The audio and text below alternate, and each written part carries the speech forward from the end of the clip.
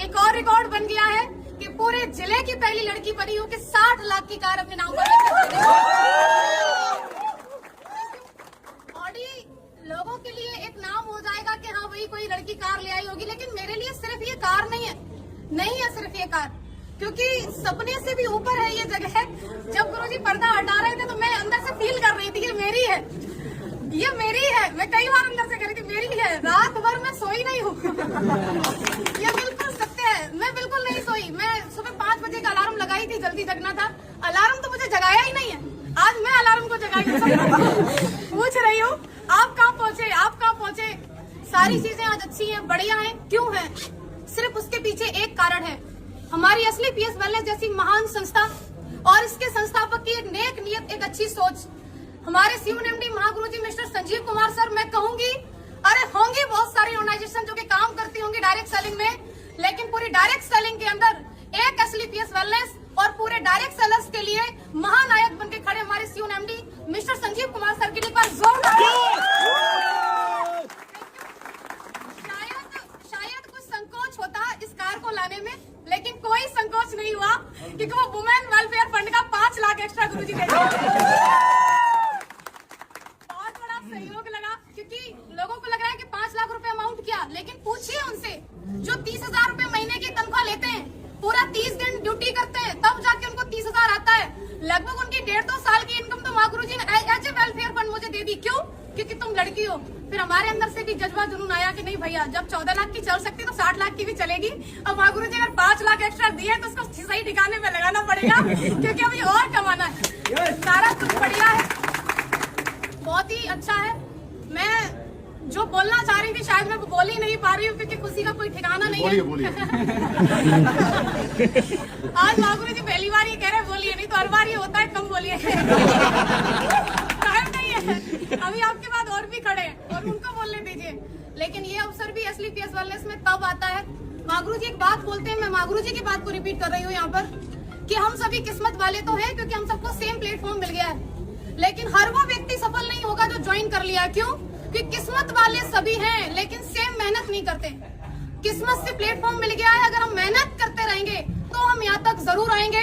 किस्मत वाले हम बन चुके हैं, अब बारी है मेहनत वाले बनने के लिए। तो क्या आप लोग तैयार हैं? अगर आप तैयार हैं तो मैं आपसे कहना चाहती हूँ कि यदि आपने असली पीएस जैसी महान संस्था को ज्वाइन कर ही लिया है, और स्पेशली मैं गर्ल से ये बात कहना चाहती हूँ कि यदि आप AWPL के अंदर ज्वाइन हो ही चुके हैं तो 3 से 4 साल तक आप मन लगा करके, एकाग्र होकर के, पापा कहें, मम्मी कहें, रिश्तेदार कहें, गांव वाले कहें, कोई फर्क नहीं, हमें वो करना है जो हमें दिखाई दे रहा है। क्यों? क्योंकि वो लोग अपनी जगह पे सही हैं। मेरे पापा ने कभी पढ़ाई के लिए नहीं रोका, मैं आपके सामने खड़ी हूँ। एक भाई एक बहन है। जिस स्कूल में मेरे भाई को पढ़ाया, आज मैं पहली बार ये बात बोल रही हूँ, जिस स्कूल में मेरे भाई पढ़े हैं, हम लोग प्राइवेट स्कूल में पढ़े, बल्कि पिताजी किसान है। पिताजी गुंजाइश नहीं थी कि हमें बस से भेजे, लेकिन एक साथ पढ़ाया।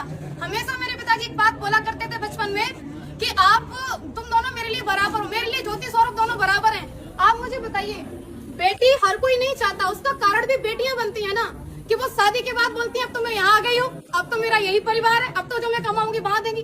कौन बाप चाहेगा मेरे घर में बेटी पैदा हो? क्योंकि एक तो इसको पढ़ा लिखा के बड़ा करो, कमाने लायक बनाओ, और उसके बाद तो ये तो चली और ये वहां जाके कमा के देगी, कौन चाहेगा? लेकिन मुझे ऐसा लगता है कि हर उस बेटी को चाहेगा, हर एक बाप जो उसी के यहाँ पर कमाने लायक बने और उसको कमा करके भी दे और उसको ला करके खड़ा करे ऑडी के शोरूम में, पापा ये गाड़ी तो आप ही की। और ये हम सब बन सकते हैं, कोई एक नहीं, सिर्फ एक ज्योति यादव नहीं, नेवर, हर कोई बन सकता है। क्योंकि मैंने किसी को देख करके सपना बनाया, वो किसी कोई और नहीं थे, मेरे अपलायंस थे। आपका भी किसी न किसी को देख करके सपना बन रहा हो, तो जब सपना बन ही रहा है उसे साकार करने के लिए हमारे पास ये ग्रेट प्लेटफॉर्म है ही है, ग्रेट मेंटरशिप है ही है। उसके बाद मैं उन लोगों से कहना चाह रही हूँ कि जो लोग आज असली पीएस में ज्वाइन है और कहीं ना कहीं है, सुन तो रहे होंगे आप, ये बात तो क्लियर है, और जो अभी मन बना रहे हैं, आप लोग देखते बहुत हो, ये आपकी बहुत कमी है कि आप सिर्फ देखते ही रहते हो। अगर आप देख रहे हो तो मैं कहूंगी डिसीजन लीजिए, और अगर डिसीजन ले लिया है तो 3 से 4 साल तक मन लगा करके आप काम कीजिए। अगर आप 3 से 4 साल तक मन लगा के काम करती हैं, स्पेशली फॉर गर्ल्स, आपने ज्वाइन कर लिया AWPL को और आप 3 से 4 साल तक काम कर सकती हैं, तो आप भी शादी से पहले ऑडी लेके आ सकती हैं। Thank you. अगर हमें चाहिए तो हमें काम करना होगा, हमें और मन लगा के लगे रहना होगा। और आज मुझे अवसर मिला है मेरे अप्लायंस को भी सुनने का। मैंने बहुत बोल लिया तो शायद मैं सब कुछ नहीं कहने वाली थी। और मैं रियली थैंक्स करना चाहूंगी अगेन सभी मेंटर्स का, एसलीपीएस वेलनेस का, रिजल्ट ओरिएंटेड प्रोडक्ट का, क्योंकि अगर प्रोडक्ट इतने अच्छे नहीं होते तो मैं किसी को एक बार दे सकती थी लेकिन दोबारा कभी डिमांड नहीं होती। लेकिन प्रोडक्ट इतने यूनिक मैं दी एक को, लेकिन 10 से डिमांड आई, रिजल्ट की वजह से आई। और सबसे बड़ा धन्यवाद आप सभी लोगों का, क्योंकि आम दिन को आप सभी ने खास बना दिया अपनी मौजूदगी दर्ज करावा करके। क्योंकि लखनऊ के अंदर लास्ट में एक बात छूट रही थी गुरुजी, कह दूं क्या? मुसीबतें रियली में बहुत आती हैं। जो लोग मुसीबतों का पल्लू पकड़ के बैठे रहते हैं वो घर ही रहते हैं। जो लोग औरतों के लिए एक बात बोलते हैं कि अगर ऐसे ही हो तो चूड़ियां पहन के बैठ जाओ, उनके लिए मैं ये बात कहना चाहती हूँ, चूड़ियां सिर्फ औरतों के हाथ में नहीं होती। कई सारे मर्द जिनके हाथ में दिखती नहीं है लेकिन होती है। चूड़ियां किस बात की? चूड़ियां उनके परिवार के बंधन की बताते हैं, चूड़ियां उनके नाम की बताते हैं। अरे मेरी रेपुटेशन का काम नहीं, चूड़ियां उनकी नौकरी की बताते हैं। ये सब चूड़ियां ही हैं और क्या? आपको एक 50,000 की इनकम से कोई व्यक्ति 100 करोड़ का बिजनेस प्लान दे रहा है और आप कह रहे नहीं हमारे पास तो परेशानी है, हमारे पास तो मरने का टाइम नहीं है। हर जगह मुसीबत है। ये गाड़ी आपको क्या लग रहा है ऐसे ही आ गई? नहीं, लड़के होके गाड़ी ले आए। कैसे? मेरे साथ ही हुआ। मेरा लोन बिल्कुल क्लियर। बुजुर्ग है बहुत जिन्होंने मेरा लास्ट में आके कैंसिल किया, मैं बता रही हूँ आपको।